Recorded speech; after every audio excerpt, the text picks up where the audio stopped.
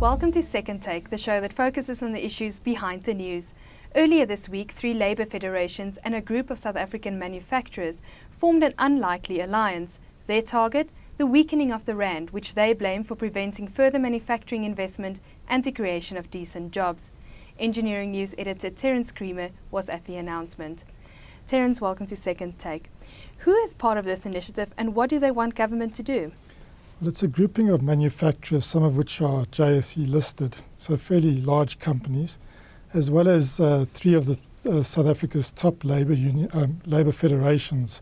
So that's COSATU, NACTU and FEDUSA, and also one of the automotive component bodies that brings together a whole lot of companies in that sector. So it's a fairly significant grouping of companies, as well as a very significant grouping of labour representatives that form part of this initiative. As you said, it's an unlikely alliance. These are usually adversaries in most areas of life. But on one point, or on a few points, they agree. And the main point is that they feel that the current level of the South African rand is an impediment to further investment and industrialization in South Africa in the manufacturing environment. And they also feel that this is a very important area for the creation of what has become known as decent work or decent jobs. And they feel that this level cannot be allowed to prevail for too much longer. Otherwise, we are going to see massive deindustrialization of the productive sectors of South Africa. Now, obviously, if there's any intervention to weaken a currency, there will be consequences. What has the reaction been? Well, firstly, what this manufacturing circle and the labour unions want is they want the level of the rand to be weakened from, it's currently around 7.40 to the dollar. And they feel that anything stronger than 9 rand or 10 rand 50 even is an impediment to further investment and the creation of jobs. So they've actually set a sort of target. They feel that some sort of intervention has to be taken to either weaken the rand and sustain it at that level, or to actually peg the currencies as is done in other countries. Now, when people start talking about devaluation and pegging, you can imagine the hackles rise, and there's a lot of concerns about unintended consequences.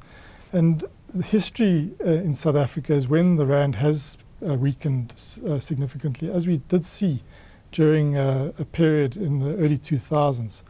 That has been associated with high inflation. So there's a concern, are the benefits of maybe creating more work and an investment environment and an environment for greater exports not outweighed by some of the costs, and the key costs being the inflation that comes with that. Also, you're potentially protecting companies that don't deserve protection, that are uncompetitive. Should that be allowed? Should that be something that we do because we are developing economy, protect uncompetitive enterprises? And thirdly, is it really realistic? I mean, the rand is a highly traded currency. And I think they say one of the top 3 emerging market currencies to be traded in the world. So it's really a little bit out of control of a reserve bank in terms of buying reserves and things like that.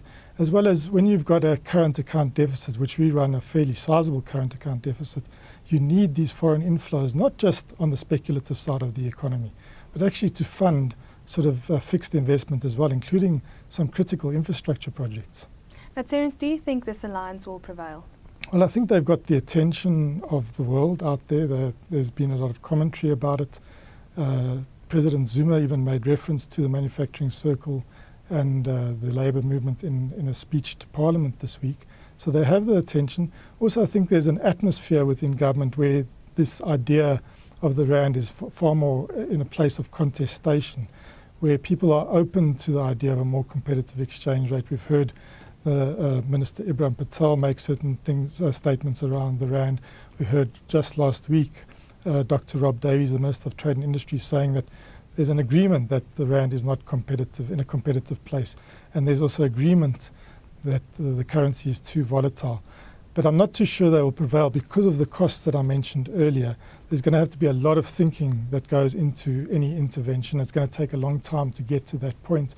And I think that, obviously pragmatism will prevail in the end.